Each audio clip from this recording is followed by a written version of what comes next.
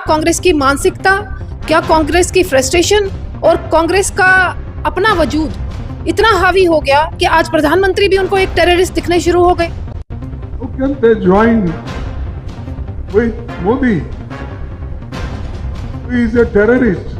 पूरे भारत की जनता आज हताश और निराश है कि किस पार्टी को हम नेशनल पार्टी समझकर बैठे थे और आज तक वोट कर रहे थे। उसका मतलब कांग्रेस की मानसिकता कहीं ना कहीं देश को तबाह करने की मानसिकता है। मोदी जी देश को आगे बढ़ाने, आगे ले जाने का काम कर रहे हैं। इससे ये दिख रहा है कि कांग्रेस नहीं चाहती कि आम महिला आगे जाए। कांग्रेस महिलाओं को सिर्फ पंच सरपंच बनाकर रखना चाहती है। मेन प्लेटफॉर्म पर उनके ही अपोजिशन के परिवार वाले और उनके गांधी परिवार के लोग आने चाहिए, आम महिला नहीं आनी चाहिए। कहीं पर भी अभद्र भाषा का इस्तेमाल होना गलत है, मगर जहां नेशनल प्रेसिडेंट ही एक प्रधानमंत्री को टेररिस्ट कहेंगे तो फिर तो उन पे पीएसए लगना चाहिए। अगर वो ऐसी भाषा इस्तेमाल कर रहे हैं, वो क्या रोल मॉडल पब्लिक के लिए हैं? तो एक व्यक्ति ने अगर किसी प्रोटेस्ट में कोई अभद्र भाषा का इस्तेमाल किया, आप लोग एफआईआर दर्ज करना चाह रहे हैं, तो आपको तो प्रधानमंत्री के अगेंस्ट जिन्होंने टेररिस्ट बोला उनके लिए भी एफआईआर दर्ज करवानी थी।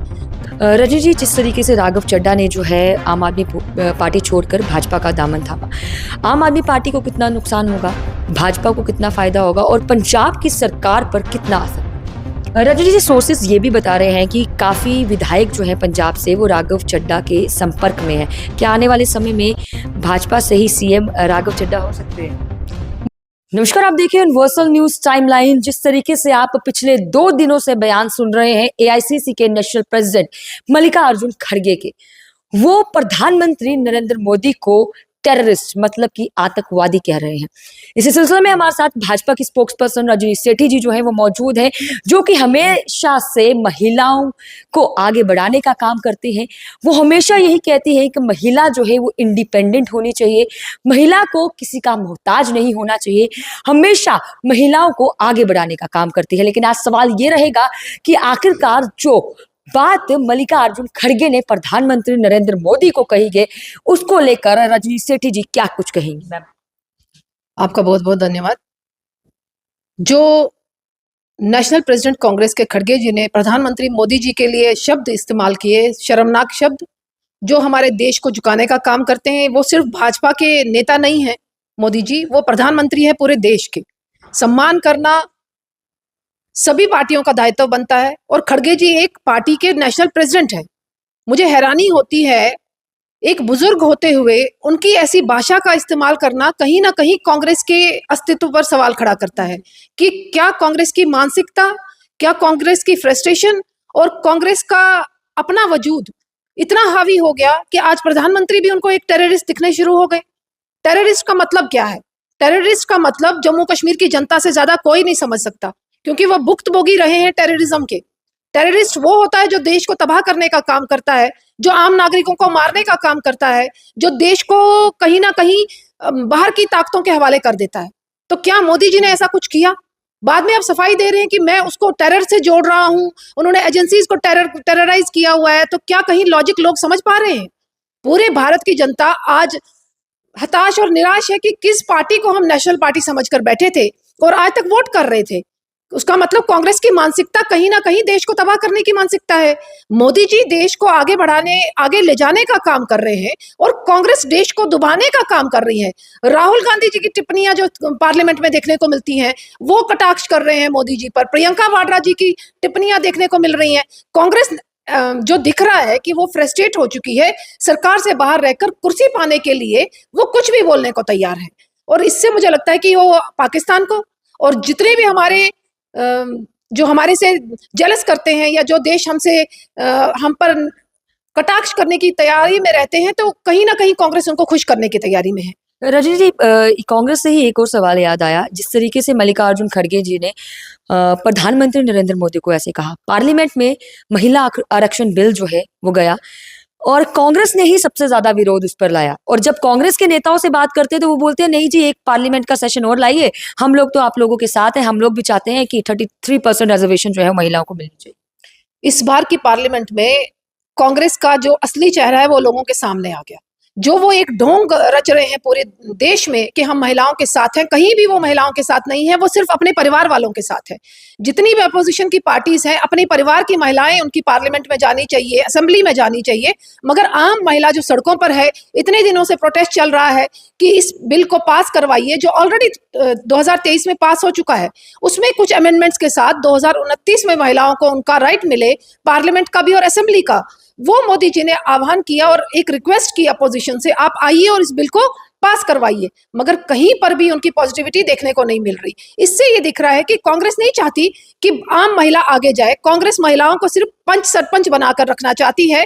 मेन प्लेटफॉर्म पर उनके ही अपोजिशन के परिवार वाले और उनके गांधी परिवार के लोग आने चाहिए, आम महिला नहीं आनी चाहिए। 2023 में अगर इस बिल को रखा गया था, अगर वो पास हो गया, फिर इसे इम्प्लीमेंट क्यों नहीं किया?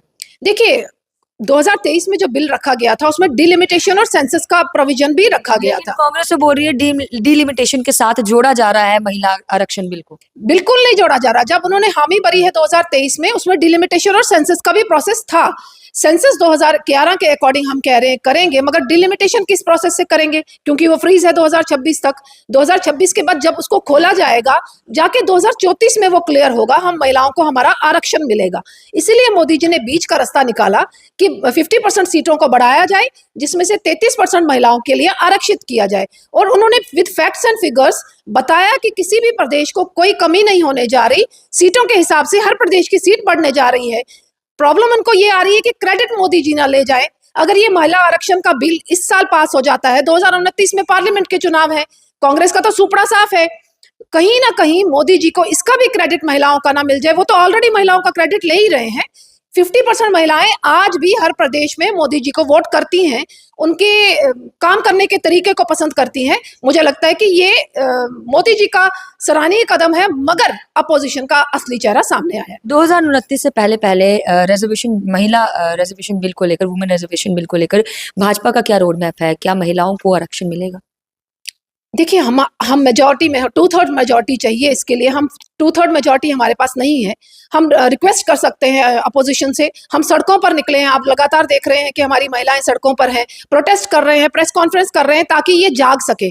इनको अपनी राजनीति के अलावा महिलाएं भी दिखें जो समाज का अटूट हिस्सा है। मोदी जी कह रहे हैं 2047 में विकसित भारत अगर बनाना है तो 50% महिलाओं को उनका हक देना पड़ेगा। तो मुझे पूरी उम्मीद है कि लोग और आम महिलाएं जो है हमारे देश की, वो इनको हिलाने और जगाने का काम करेंगी, ताकि 2029 में मोदी जी पार्लियामेंट में भी और असेंबली में महिलाओं को उनका हिस्सा दे सके। भाजपा के एक विधायक के ऊपर कंप्लेन करी है योगेश साहनी, जो कि कांग्रेस के हैं, क्योंकि उन्होंने सोनिया गांधी के कुछ अभद्र भाषा प्रयोग की थी वहां पर, तो उसको लेकर क्या कुछ कहना चाहेंगे? देखिए, कहीं पर भी अभद्र भाषा का इस्तेमाल होना गलत है, मगर जहां नेशनल प्रेसिडेंट ही एक प्रधानमंत्री को टेररिस्ट कहेंगे तो फिर तो उन पे पीएसए लगना चाहिए। अगर वो ऐसी भाषा इस्तेमाल कर रहे हैं, वो क्या रोल मॉडल पब्लिक के लिए हैं? तो एक व्यक्ति ने अगर किसी प्रोटेस्ट में कोई अभद्र भाषा का इस्तेमाल किया, आप लोग एफआईआर दर्ज करना चाह रहे हैं, तो आपको तो प्रधानमंत्री के अगेंस्ट जिन्होंने टेररिस्ट बोला उनके लिए भी एफआईआर दर्ज करवानी थी। तो आम जनता समझ जाती कि आप अभद्र भाषा को एक्सेप्ट नहीं कर रहे। एक तरफ आप टेररिज्म को एक्सेप्ट कर रहे हो जो आपके नेशनल प्रेसिडेंट बोल रहे हैं, दूसरी तरफ एक व्यक्ति ने, एक एमएलए ने अगर गुस्से में, हो सकता है प्रधानमंत्री के लिए उनको जो अभद्र भाषा इस्तेमाल की है उसमें गुस्सा हो, तो मैं कहीं पे भी अभद्र भाषा को जेन्युइन नहीं ठहराती। मगर दो मापदंड रखना, एक प्रधानमंत्री के लिए अभद्र भाषा को आप सेटिस्फाइड हैं और दूसरा आपके कार्यकर्ताओं को उन्होंने कुछ बोला तो उसमें आप एफआईआर दर्ज करना चाह रहे हैं। लोग समझ रहे हैं, लोग जान रहे हैं कि कांग्रेस दोगला चेहरा करके जमीन पर उतर रही है। राघव चड्ढा आम आदमी पार्टी से हैं, मेंबर ऑफ पार्लियामेंट हैं। उन्होंने पहले वो कहते थे कि भाजपा गुंडों वाली एक पार्टी है, भाजपा जो है वो वॉशिंग मशीन है, जो भी भाजपा में जाता है वो वॉश हो जाता है। तो उन्हीं के साथ साथ 5 और लोगों ने भाजपा को ज्वाइन किया है, उसको लेकर क्या कहेंगे? ये क्रेडिट मोदी जी को जाता है, मोदी जी की आइडियोलॉजी को जाता है। वो हर वर्ग को साथ लेकर चल रहे हैं। इसका मतलब ये है कि वो मोदी जी की आइडियोलॉजी से सेटिस्फाइड हैं।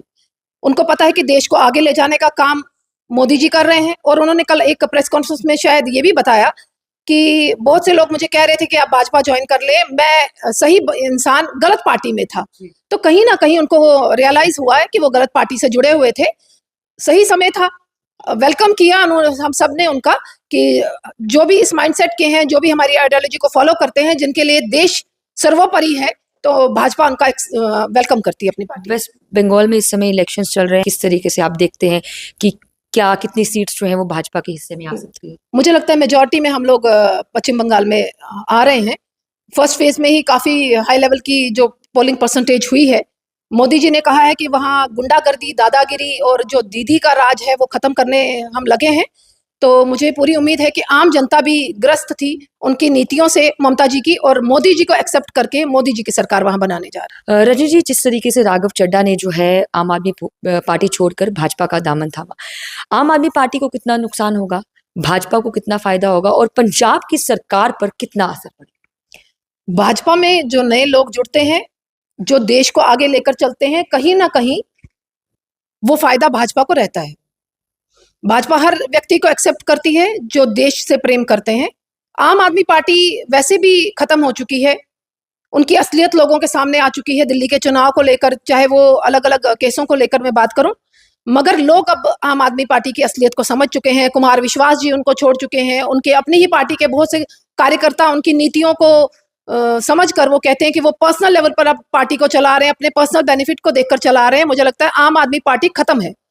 और इन सभी जो हमारे एमपीज हैं जो अब हमारी पार्टी में वेलकम हो गए हैं, उन्होंने इसीलिए पार्टी छोड़ी कि वो इस लेवल की राजनीति नहीं कर सकते। रही बात पंजाब की, पंजाब में चुनाव होंगे, पंजाब की जनता को समझना पड़ेगा कि उनके वेलफेयर के लिए कौन काम करेगा। पूरे देश को आगे बढ़ाने का काम अगर मोदी जी कर रहे हैं, पंजाब कहीं पिछड़ा ना रह जाए, पंजाब भी हर प्रदेश के साथ आगे चले, वो आम आदमी पार्टी के साथ नहीं चल पाएगा। मोदी जी का हाथ पकड़ना पड़ेगा, भाजपा की सरकार बनानी पड़ेगी, तभी पंजाब भी देश के साथ, अलग अलग प्रदेशों के साथ आगे तरक्की की तरफ बढ़े। रजनी जी, सोर्सेस ये भी बता रहे हैं कि काफी विधायक जो हैं पंजाब से वो राघव चड्ढा के संपर्क में हैं। क्या आने वाले समय में भाजपा से ही सीएम राघव चड्ढा हो सकते हैं? देखिए, मैं भी खबरों में देख रही थी कि काफी विधायक उनके संपर्क में हैं। विधायक संपर्क में है उसका मतलब ये नहीं कि मुख्यमंत्री का चेहरा वो होंगे। हमारी पार्टी का एक डिसिप्लिन रहता है, डिसिप्लिनरी कमेटी रहती है, पार्लियामेंट का जो इलेक्शन कमेटी के मेंबर्स होते हैं वो डिसाइड करते हैं कि मुख्यमंत्री चेहरा कौन होगा। मगर वेलकम है अगर वो विधायक भी हमारी पार्टी से जुड़ना चाहते हैं, हमारी पार्टी की आइडियोलॉजी को फॉलो करना चाहते हैं। उसका मतलब कि पंजाब में भी एक वेव जो है कहीं ना कहीं देशभक्ति की, मोदी प्रेम की और देश को आगे ले जाने की है, तो हम सब वेलकम करते हैं। एक आखिरी सवाल रहेगा वुमेन रिजर्वेशन बिल को लेकर। जब बिल जो है पार्लियामेंट में गया ही था तो बाहर महिलाएं जो हैं वो खुश थी। जम्मू कश्मीर की महिलाओं की बात करें तो वो खुश थी। आप भी एक महिला है, बिल पास नहीं हुआ, 2029 तक अभी से रोक दिया गया है। महिलाएं जो उस समय खुश थी, उन लोगों को आप क्या कुछ कहना चाहेंगे? देखिए, हमें भी उम्मीद थी कि इसमें पॉलिटिक्स ना लाकर अपोजिशन वाले, शायद महिलाएं जो 50% हिस्सा रखती हैं उनके लिए ये बिल पास करेंगी, मगर असली चेहरा उन्होंने दिखा दिया। हमें उम्मीद थी अभी अनाउंस होगा और हम सेलिब्रेशन करेंगे, मिठाइयां बांटेंगे, क्योंकि इतने सालों से हम लोग राजनीति कर रहे हैं और राजनीति में हम लोगों को आज तक वो स्थान नहीं मिल पाया जो मिलना चाहिए। पुरुषों को थोड़ा करने पे भी बहुत कुछ मिल जाता है, महिलाओं को बहुत करने पे भी थोड़ा नहीं मिलता, क्योंकि कहा जाता है कि महिलाएं सक्षम नहीं होती, महिलाएं कर नहीं सकती। और खासतौर से जम्मू कश्मीर की बात करूं, कहते हैं ज्योग्राफिकल पोजीशन ऐसी नहीं है कि महिलाओं को इस लेवल पर चुनाव लड़वाए जाए। तो कहीं ना कहीं हमें उम्मीद थी कि अपोजिशन इस दर्द को, महिलाओं को समझेगा। मगर हमें अभी भी उम्मीद है कि मोदी जी आज नहीं तो कल, इस सेशन में नहीं तो अगले सेशन में इस बिल को दोबारा लाएंगे। अपोजिशन अपनी गलतियों को मानते हुए लोगों से माफी मांगेगी और इस बिल को पास करवाने का काम करेगी। बहुत शुक्रिया मैम बातचीत करने के लिए। इस समय हमारे साथ रजनी सेठी जी, जो कि भाजपा से स्पोक्स पर्सन है, महिलाओं को हमेशा आगे बढ़ाने की बात करते हैं। आज भी उम्मीद हमें भी है और आप लोग भी रखिए कि ये वुमेन रिजर्वेशन बिल जो है आज नहीं तो कल हमें पास होगा ही होगा और जो 33% रिजर्वेशन है वो हम महिलाओं को मिलेगी ही मिलेगी। आप लोग भी अपनी राय कमेंट सेक्शन में जरूर रखिएगा। इस वीडियो को ज्यादा से ज्यादा शेयर करेगा और तमाम खबरों के लिए जुड़ेगा यूएनटी के साथ। वीडियो जर्नलिस्ट के साथ समीक्षा वर्मा, यूएनटी जम्मू।